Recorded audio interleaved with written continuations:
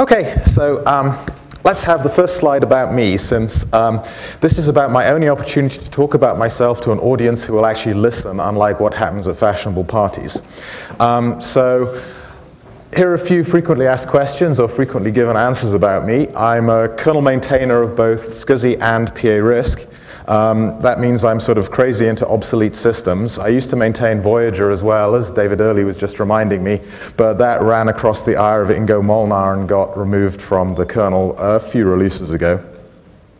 My day job is CTO of server virtualization at Parallels, so I'm one of the few people who actually has a day job that isn't quite playing with the kernel all day. I do get to spend about 50% of my time at Parallels' expense playing with the kernel, though. And Secure Boot, as you will notice, is pretty far away from what I usually maintain in the kernel. And unfortunately, I got into this basically because I didn't run fast enough when the crap was descending, and it landed on me, and I got stuck with actually trying to fix this on behalf of the Linux Foundation. And one other interesting fact that I keep getting asked about a lot, I did actually wear bow ties many, many years before Doctor Who made them cool. I suppose for the organizers of the conference, I have one other brief note. Someone actually sent me an email, I think the diversity officer, asking if I could make this slide set suitable for 12-year-olds. And I did think about it, but unfortunately I don't believe most of the concepts in here will be conceptually accessible to a 12-year-old. However, if you're 12 or under and in the audience and you actually understand what I'm saying, can prove it afterwards, I'll give you an ice cream. Oh, and for Mr. Early, whose eyes just lit up, that means chronological age, right? I'm afraid you don't qualify. So here's the introduction. By the way, Dong Wei did a talk about UEFI Secure Boot yesterday. How many of you went to that talk? This tells me how fast I can go through all of this. Well, what were the rest of you doing? This means I have to repeat it again. Okay, so UEFI Secure Boot is a way of assigning static trust to the boot system of anything. It's not specifically tied to Windows. But it is mandated by Microsoft, and it has to be enabled in all shipping Windows 8 systems. The Microsoft mandate, which is what we go by, requires all the keys to be owned either by the OEM or by Microsoft, or I think we finally got an accommodation where the OEM can actually put some keys from third parties in there as well if they want. The Microsoft mandate does say that Secure Boot must be able to be disabled. So in theory, if you buy any one of these Windows 8 laptops, there should always be a switch in the UEFI firmware that would allow you to disable Secure Boot and actually get Linux up and running on it. But one of the things that the UEFI forum punted on was a standard way of actually doing this. So finding how to turn off UEFI Secure Boot is very platform specific. So I can't actually give you a demo of how to do it. I can show you how to do it on Tiano Core, but that won't help you with the flashy new AC you just bought. The key to UEFI Secure Boot, if you'll pardon the pun, are the keys. There are three sets of keys. One is the platform key, which is designed to be owned by the actual owner of the platform, the owner of the hardware. This is what Microsoft mandates should belong to the OEM. If you actually read the UEFI specs, it reads much more like it was designed to be owned by the owner of the hardware, which is the person who bought it, not the OEM who sold it to you. The next set of keys are the key exchange keys. These actually, anyone who owns the key exchange key can update the signature database and the forbidden signature database. So Microsoft mandates that at least one of their keys be in this so they can supply you on the fly with a list of blacklisted binary hashes and so on. And then finally, there's the signature database, which is designed to verify the trusted binaries. This is a slight lie because there are two halves of the signature database. There's DB, which is the allowed signatures, and there's DBX, which is the blacklisted signatures. And so the only way that you can actually boot something is if it's in the allowed signatures and not in the blacklisted signatures. And Microsoft mandates they have a key here too. In fact, they have three. I'll show you in the demo what they have. So it all works like this. The PK can theoretically only be used to update the key exchange key. But another thing the owner of the PK can do is they can actually move the platform programmatically into what's called setup mode, which is actually where it turns off all security, and you can manipulate the key variables on your own without actually any authentication. So the owner of the platform key actually can then forget about all of the, if you own the platform key, you can forget about all the BIOS menus and everything. Programmatically, you can actually flip the machine from user mode to setup mode and backwards and forwards again. Edit the contents of all of the keys and set up the system as you wish. I'll show you this in the demo. So if you take nothing away from this, it's when you get your shiny new machine, you should actually take control of that machine by replacing the platform key, because that allows you to basically take control of your computing future. Then, like I said, the key exchange key can only be used to update the DB and DBX, so that's actually the allowed and disallowed malware hashes. So this is sort of Microsoft's diagram of how the whole thing should work. And in Microsoft's view of the world, you own nothing in here. In my view of the world, you would own at least the platform key. So there's been an awful lot of confusion when we say UEFI Secure Boot. We don't actually mean UEFI Secure Boot as laid out in the specs from UEFI. We mean UEFI Secure Boot as mandated by Microsoft, and these are not exactly the same thing. A lot of the secure boot mechanisms that we're actually relying on are listed as optional in the UEFI spec, but Microsoft is mandating that they be implemented. So in theory, what we're actually doing is, in our systems, we're going by the Microsoft mandate that sits in the Windows 8 logo requirements. And that's not always the same as what the UEFI forum says it should be. So when I describe how some of these things are going, you don't necessarily get to blame the UEFI forum for them, you get to blame Microsoft for them. So some of these requirements are the OEM controls the owner key. This is, again, nothing to do with UEFI. This is a Microsoft mandate. UEFI has nothing to say about who should own the various keys. Like I said, Microsoft owns a key and the key exchange key.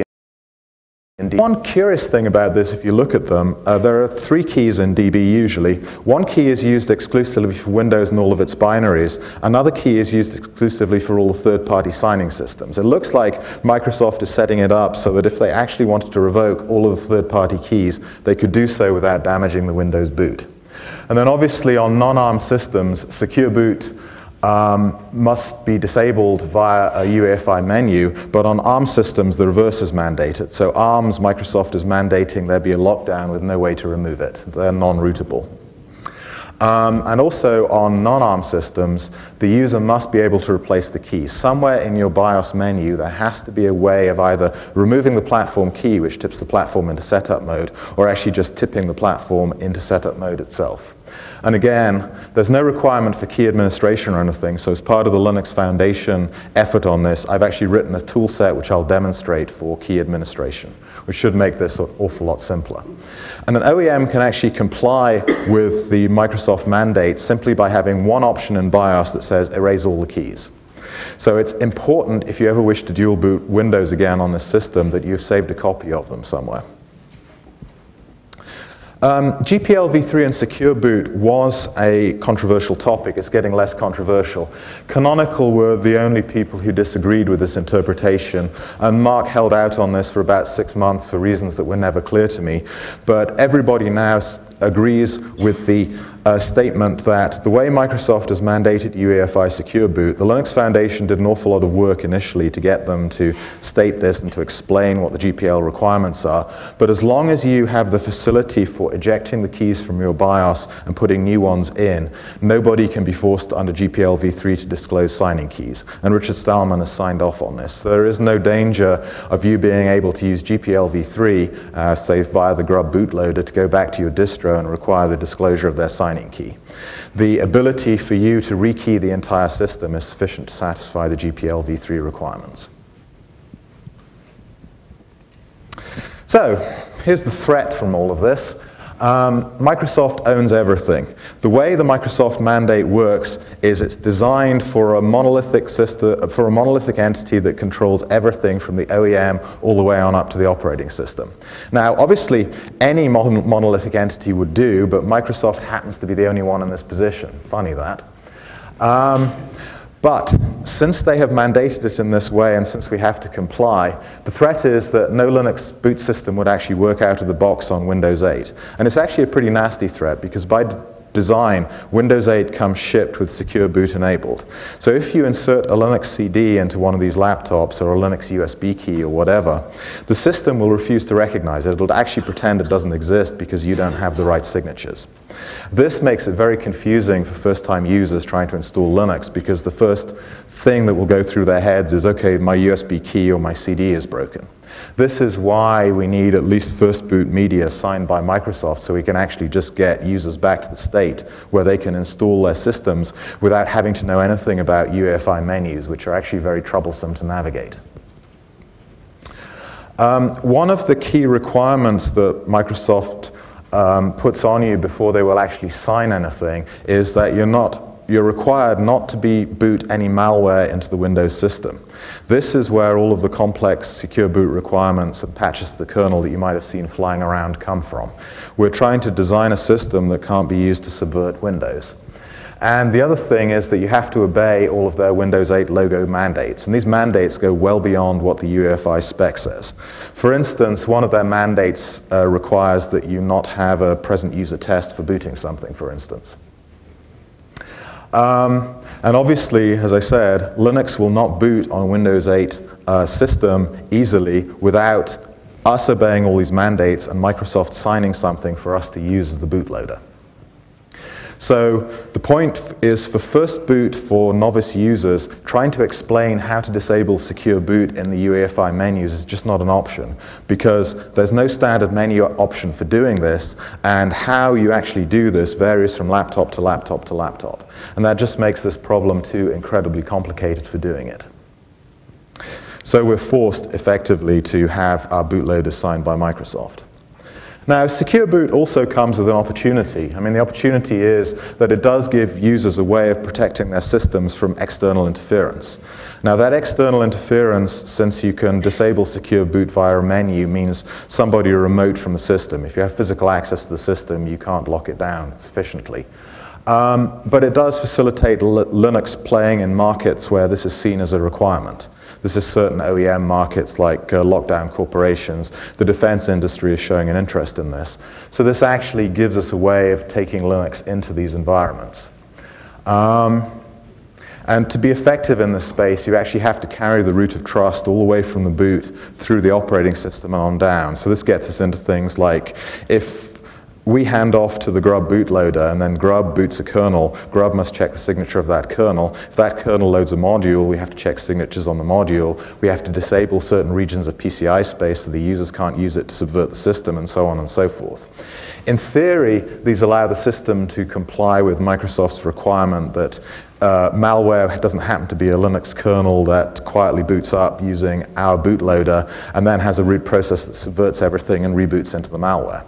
But it's also really required if we're going to play in the secure operating system space, because people who use secure operating systems to lock their users out of the system, which is a legitimate industrial goal, where sort of IT has supplied you with a laptop and they want to make sure you don't alter it, requires something like this as well, because it prevents you from rooting the system. So here's the Linux response, and there are basically two challenges. The first one is to actually just keep the ecosystem booting easily in the face of secure boot. This one has been a bit of a failure at the moment, because there's almost nothing you can do if you've got one of these machines other than try and find the UEFI menus. We are getting there, but our release process was a bit slower than these systems came out. And then the other one is to actually find a way of enhancing security policy for distributions to take advantage of secure boot. We at the Linux Foundation have actually been concentrating exclusively on number one, just enabling the ecosystem to keep booting. The distributions themselves are investigating and preparing for two. And we think that's an appropriate split, because a lot of the value add in security is actually in option 2, but a lot of the enablement is in option 1. And the Linux Foundation's job is just to enable the ecosystem. And Red Hat and Canonical are actually already shipping secure boot systems in some form. So there are CD images, if you get the right ones, that you can actually load on these systems. It's just that the number of write images is very small compared to the number of CDs you get out of magazines out in the ecosystem, which is what makes it difficult for the users out there. The original Linux Foundation plans were to develop a set of tools that allowed you to both take control of the system and manage the keys, and also permit sort of the creation of signed binaries to reset the system. This was important, actually, if the OEMs accidentally forgot to obey Microsoft's mandate that we could remove the platform key. I can actually give you a binary, if I look at this system, that they can sign that will do this for you. So if any OEM ships a system that actually doesn't allow you to take control of it as contrary to the Microsoft mandates, we can fix this after the fact. And the final piece was going to be a pre-bootloader that would boot any unsigned kernel with a present user test. Now, if you remember what I said about the Windows 8 logo requirements, there is a slight incompatibility there, and we'll get onto this later. Here's what the distributions are doing. Red Hat has been interacting with the UEFI forum. They've created something called a shim bootloader. So it boots a signed second stage loader, which is actually grub2, which then boots a signed kernel, the kernel is locked down, and so on. SUSE came out with a different approach that was called machine owner key, which was actually a boot system that would allow you to install a separate set of keys of your choosing into it, and then it would boot based on those keys. These approaches are very consonant, and actually SUSE and Red Hat have worked together, and we've got a combined solution that actually says, it's called shim plus mock, which is where we use the shim for booting, and the machine owner key subsystem is actually integrated into shim. Both of these approaches require signing the initial shim binary with the Microsoft key, although we have some examples of this being done by now. Machine owner key, by the way, just means a new key list variable is actually called mock list. So there's now DB, DBX, and mock list. And the format of mock list is identical to the formats of DB and DBX, so all the standard tools work on it. Matthew Garrett has actually added a facility to store not only keys but hashes. So the difference between a key and a hash is that a hash authorizes a single binary. It's basically like the SHA sum of the executable components of that binary. A key authorizes a class of binaries because any binary that carries a hash and a signature from that key will boot in the system. So that means that keys are more flexible than hashes, but if you're an individual user authorizing your system to boot, hashes are probably the things you'll be dealing with because they're the easiest things to deal with. I should probably pause there and ask, was that explanation clear, or are there any questions about this? Okay. Shim will run the EFI binary if the key or the hash is actually either in the allowed signatures database or in the MOK list, and it's not in the forbidden signatures database. So it's basically the same check that a UEFI platform would do with an additional variable. Shim, the MOK list is actually what's called non-volatile plus boot services. All of the other secure variable are non-volatile plus boot services plus runtime. What this actually means is the variable itself evaporates as soon as you call exit boot services. The reason it evaporates is so that nobody who actually gets access to the kernel can modify this variable, because by the time the kernel is booted, it is gone. So the only way to modify the MOK list is actually from the EFI layer. So it can only be done by things that actually boot up at the shim stage. This is a slight lie, because the new way of booting the Linux kernel through EFI stubs requires that the kernel boot up with boot services enabled, and it will actually call exit boot services itself. So there is a short window where a properly signed kernel can actually get access to the mock list and could modify it. But the distributions are working on that. The final problem with shim, which I'll get into, is it actually only works with legacy link loaders like grub and FEBoot. It doesn't work with GummyBoot, which I see as a bit of a problem, but Matthew doesn't really care about because GummyBoot is not part of the current distribution environment. So here's the architectural problem that we actually have with the current shim solution. They overcome the UEFI signature check simply by taking a UEFI binary, and this entire shim is actually a link loader. So it loads the binary itself, it links all the sections, and then it just jumps to it and executes it. It's allowed to do this. So it doesn't rely on any of the boot services that would actually do signature checking. So it means that shim is a link loader itself, and it can only boot other things that are link loaders. The only reason grub would work with shim is because grub will take a kernel image and it will actually link it and boot it as well. And the reason it won't work with Gummy Boot and the new generation of bootloaders is because the new generation of bootloaders have decided that link loading is old hat.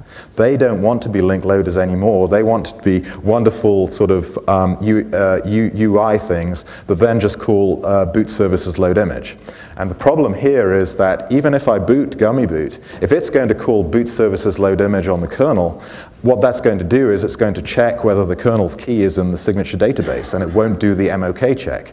That means there's no way to get from shim into Gummy Boot to boot a kernel that's verified by the MOK list, which means that suddenly there's no way of actually intercepting the secure boot environment again. We discovered this problem in around, so I did this talk at Barcelona in November, and somebody reported this problem to me in December, the beginning of December.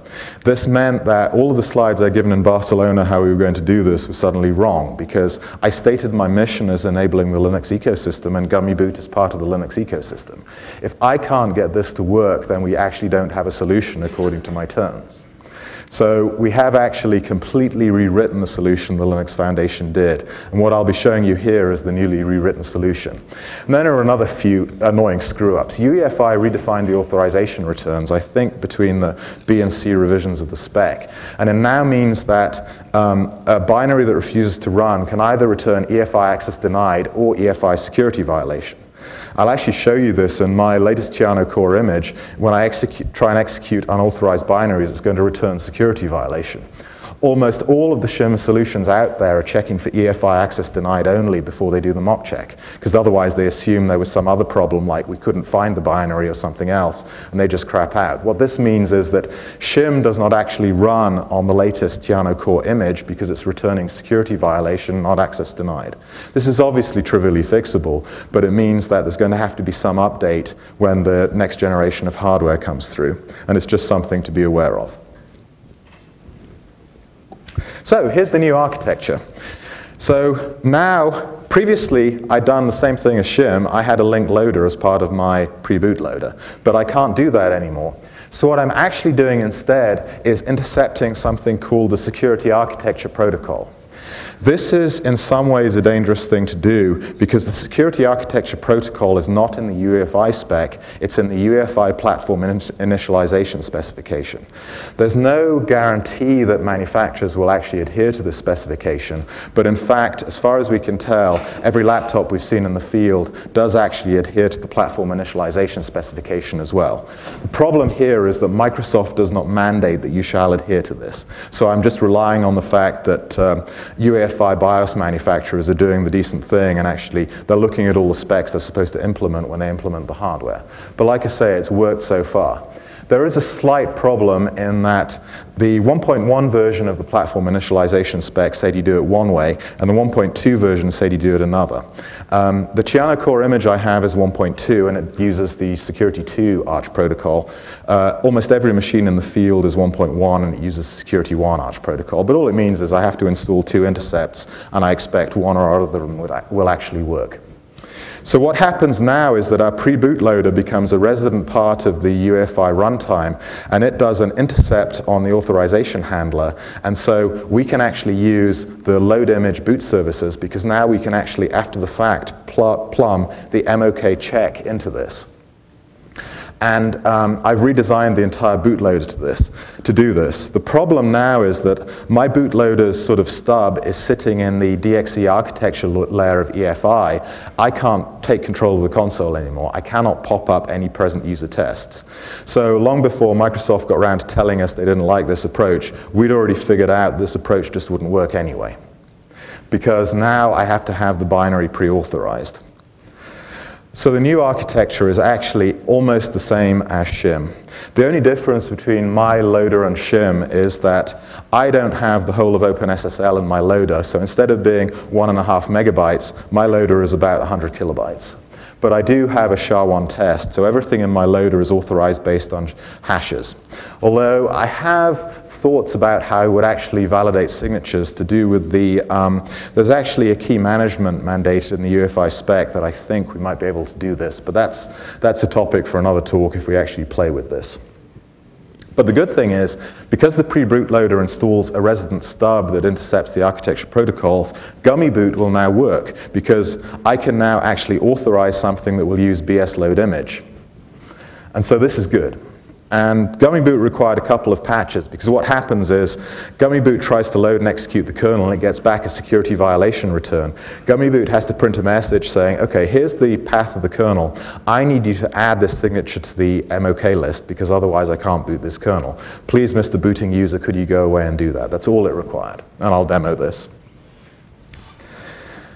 So our pre-bootloader now has a couple of ancillary programs. It didn't used to have these before. It used to be a single program. Because now I actually need a hash tool that will actually allow me to add the hash to the MOK list.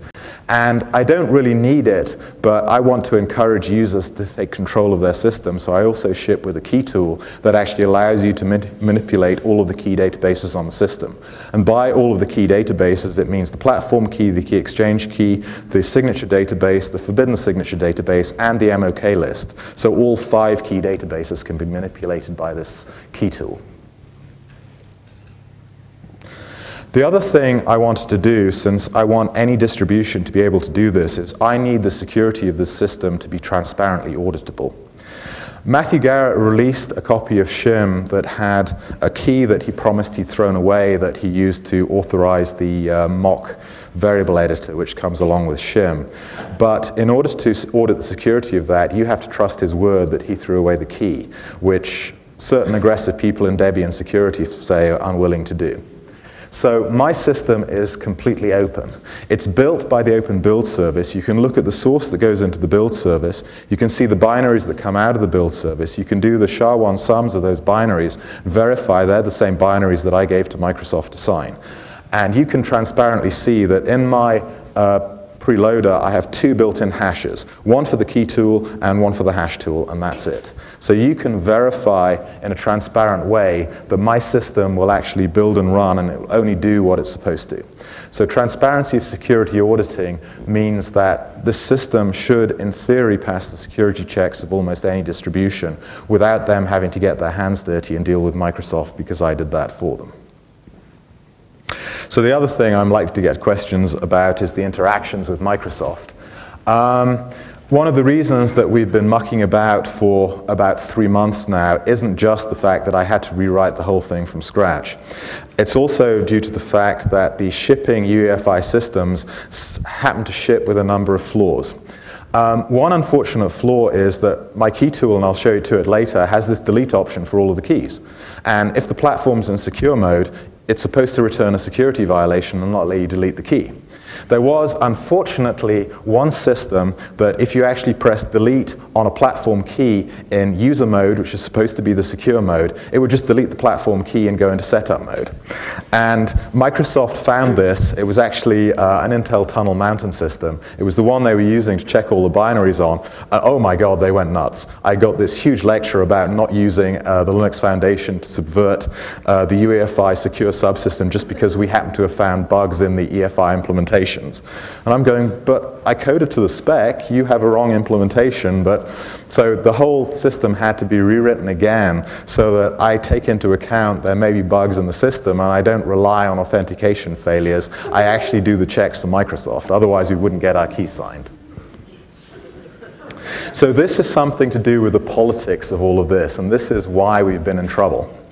The other problem is that now, because Microsoft discovered us doing this, we've got our Microsoft signing account flagged, which means that every time I send a binary in for signature, they basically take a hammer and an entire test team over it, which they've whined about. So apparently I'm costing them a lot of resources because they insist on doing all these checks.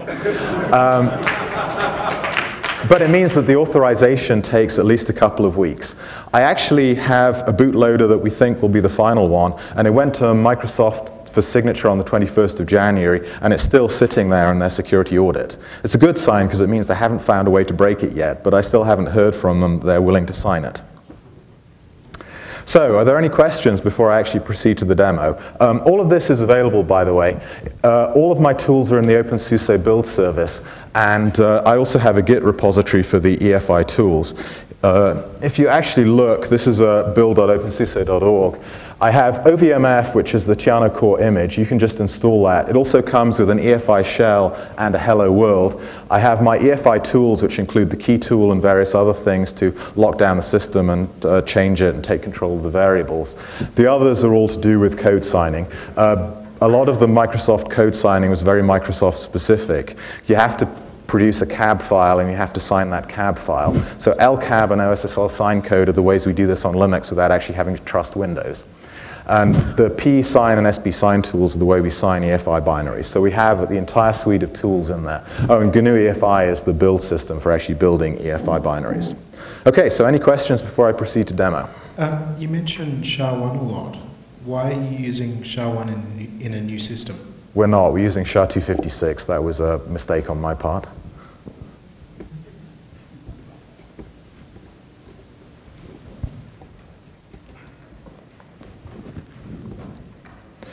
Okay, so let me see. Let me not do that. Let's see if I can. Yep. Okay, so let's do the demo. So this is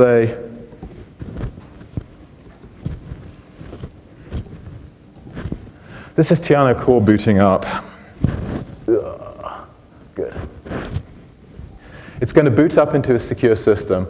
I have on the system, sorry, need the key in it.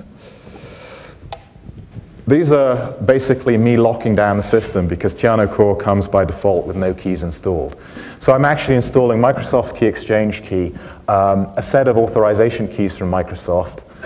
This is actually my authorization key for DB, because otherwise I can't demo this. So I have signed binaries and unsigned binaries. And then finally, you lock down the system by installing the platform key. So let me show you an example of this in action. So I have an unsigned key tool. If I try and execute it, it just reports a security violation. Note it reported security violation, not access denied. This is the return problem again. But I have a signed version of this as well that will actually work. And so I can show you the keys. So the first thing you should ever do if you get a system is to go into save keys, because if the system decides that it's going into setup mode by erasing all the keys and you want to boot Windows, you will need copies of this later. So you can actually save all the keys to a flash storage device. So that one's an actual USB device that I have on the system. And it just writes them all to a file. And you can find this file in the top level directory of that USB system. That means that you have all of the keys from this system preserved. The next thing you can see is that my platform is in user mode and secure boot is on. So this is a fully locked down platform.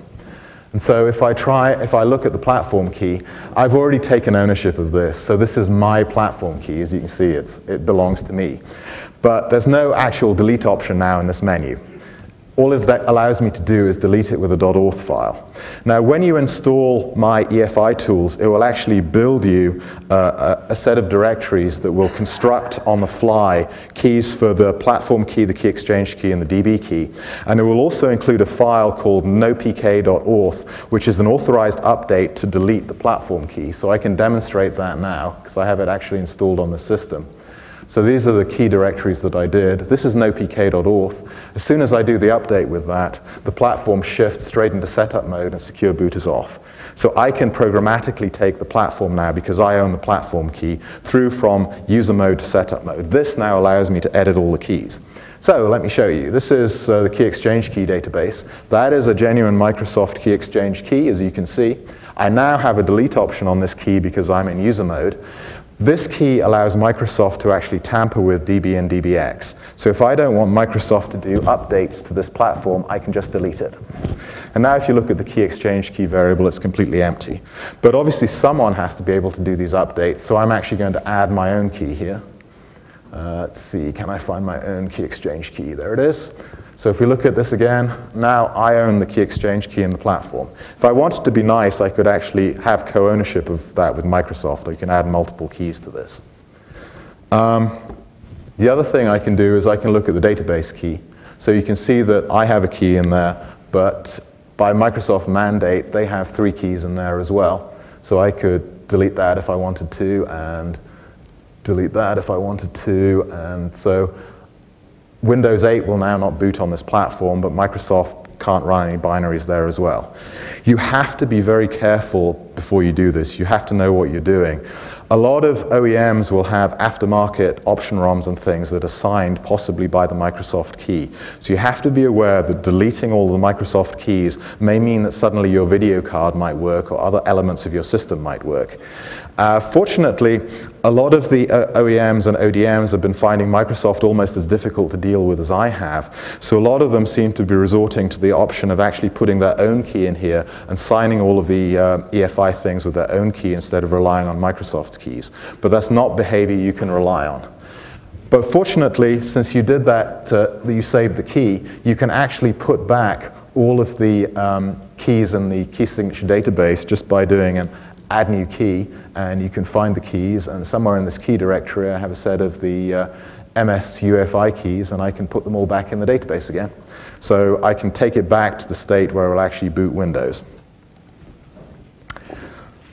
Okay, let me put this system back into secure mode, and I do that just by adding a platform key. So there's the pk.auth file. So you can see now the platform is in user mode, secure boot is on. If I look at any of the keys, I can no longer delete them. I can just, the only option I have is to save them, which isn't much useful, except for the MOK list. There I can add a new key, I can replace it, I can delete it, I can actually enroll the hash of a binary from the key tool. So DB and DBX also include the option in setup mode to actually enroll hashes, so you can manage your own blacklist straight from this tool as well. But anyway, this is not necessarily what the standard user will do. So let me kill this and let me show you what a standard user will do. So ideally, you would have installed pre-boot as part of the EFI boot subsystem. Ordinarily, this would be bootx64.efi, but I can't do that with Tiano Core because it will execute that in preference to my shell script that's locking down the system. So you'd actually just see boot up in an unsecured system. So I've just got this in a different place from where it would usually be. So it tries to start loader.efi in the same directory. Obviously, because my MOK list was empty and I have no signed binaries in that directory, it doesn't work. So this is what the user will see by default. And what it says is I couldn't start the loader. It should be called loader.efi. Please enroll its hash and try again. And I'll now execute hash tool for you to do this. So it executes hash tool. First option is enroll hash. So you can see this is the /EFI/boot directory. 4 binaries in there. There's the key tool, the preloader, which is the one I just executed, the hash tool, which you're running, and loader.efi, which is the bit that I need to execute. So if I just select that, it gives me its hash. I would usually be very cryptographically secure and verify this by external means, but I'm just going to authorize it. And now when I exit for key tool, preloader will go round again. That's gummy boot. And it's actually going to try and execute a Linux system. But obviously, this kernel also is unsigned. So in about 1 second, it's going to realize a security problem. 1A is security violation. It doesn't give us a text message because the GNU this is too new an EFI return for the GNU text things. So it told me the path of the loader I had to enroll, and it said, please go away and do this. So we come back to preloader again. It says, OK, something went wrong. Do you want me to start hash tool? So yeah, I say start hash tool. I enroll the hash. This time, the Linux binaries are actually in a Linux directory down here. And I think I was booting the 369 kernel, so I'll authorize that one. So I add its hash to the MOK list. Try booting again. There's 369. And this time, we should get the Gecko boot screen of SUSE. So I've used gummy boot to actually boot a Linux system.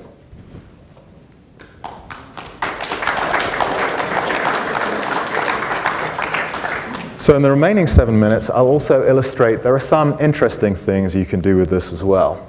One is that if you noticed, in one of the options for gummy boot, I actually had a shell.efi.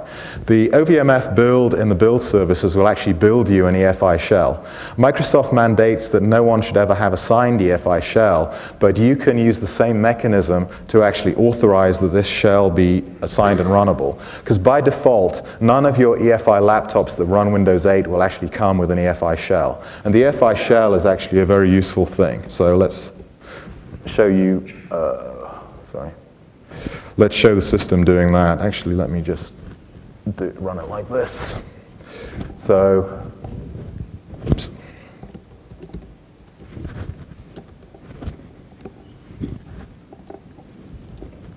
So we enroll the hash of the loader. Now I'm going to be smart because I know that I have to enroll the hash of the shell as well. The shell is sitting down here. There's the EFI shell I put in here, so I authorize it by its hash. Now I come out of it, and Gummy Boot actually has an option to boot the EFI shell because I added it to the system. We'll boot that. We won't allow it to do the startup. And this is an EFI shell that's actually aware of all the MOK variables. So I can try and run hello world, which is sitting in, let me get to FS0. An unsigned version of hello world, which actually gives me a security violation error. I can start an unsigned version of keytool because that's already pre-authorized.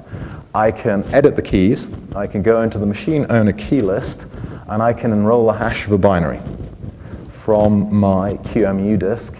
And hello world is sitting down there. So I can authorize hello world to run.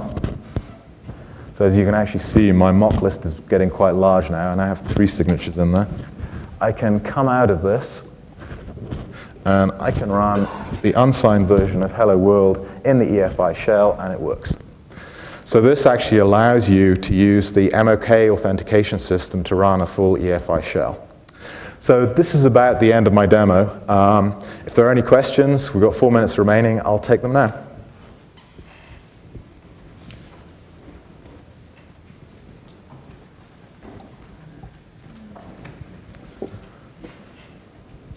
I'm just confused as to how many of those steps my dad would have to do when he sits down with his, a USB key of his new Linux distro on his new laptop. He would have to do, well, it depends on the bootloader. The system can actually be set up to be very nice. The bootloader can do everything for you. So in theory, the only step you might have to do is to enroll the hash of loader.efi. And the system is very carefully set up to make sure that it's the hash tool in the directory where loader.efi is. And so all you have to do is select that, press enter, and press yes. I think this is almost identical to a present user test, but Microsoft is happy to retain the fiction that it's not. So this is the compromise we've reached. So it's not as simple as it could be, but it's not astonishingly complicated either.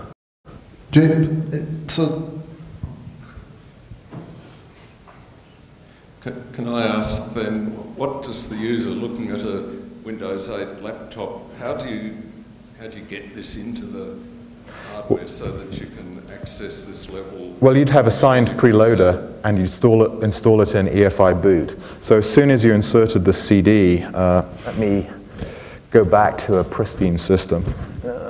Okay, I need to come out of QEMU. Nope.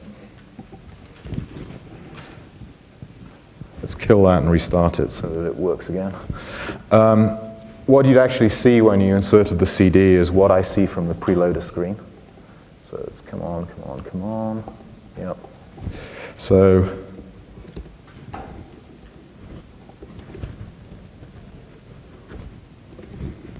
this is the boot screen you'd see. And as soon as you inserted the CD, you will see that. So, because this will be signed by Microsoft.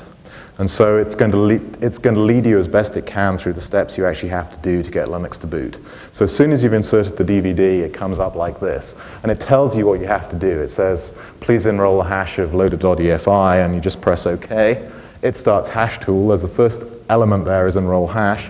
You press enter, and you see this boot directory with loader.efi in it, and you have to select it.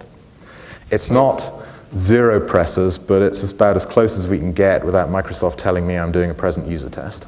So is this a once-only thing on a brand new virgin machine? Yep. If anybody's done anything else on the machine, you can never do this? Yes, you can. This binary will always start because it's signed by Microsoft. The one thing it does is once you've enrolled the hash, it's enrolled into the MOK list, which is a non-volatile variable. So on the second boot, the hash will actually be there. So if I enroll the hash now and then I recall preloader, it will actually just all boot up because the hashes are all present. So this is a one-time thing you have to do to get the hashes into the MOK list, if that's the way you choose to do it. Is it possible to dual boot? It is, provided you preserve the Microsoft keys.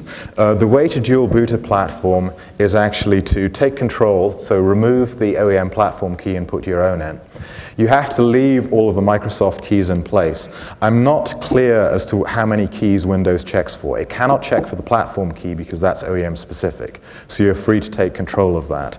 It may check to see whether a Windows key exchange key is present or not, because it has access to these variables. And it's definitely going to check to see that you booted up with the Microsoft variables, so each of those 3 variables in DB has to be present. But you're free to add as many other keys as you want, so you can add your Linux distribution key in there if you want to, and your own personal key or whatever, and the system will happily dual boot in that case, yes. I had a question about the kernel images. You had to put it into the hash table after you did the loader. Is that going to have to happen every time you update the kernel, or is it sort of automatic after you've done the first one? So the distros have various ways of automating it, but I haven't built them into this. So in my view of the world, you would have to authorize a new kernel every time you installed one, and that would be a safety measure. It's perfectly possible to either automate the update, or instead of installing a hash, you could actually install your own key straight into the database, and then you just sign the kernel with that key.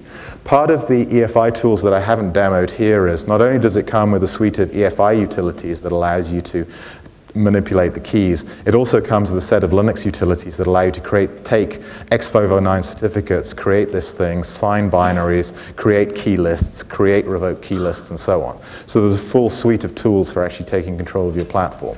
So you could build the signing of a kernel straight into your build system or into your install system. You could actually intercept the grub installer and actually have it sign the kernel before it installs it.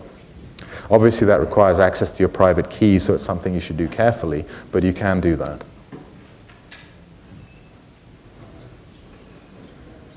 Hi, James. Thanks very much for the presentation. I have a question on the 2 protocols that you mentioned that are Dixie protocols, right, that you're relying on. Yes. And so in the UEFI forum, there is a guideline that actually says that operating systems or the applications of UEFI should not rely on the platform initialization protocols.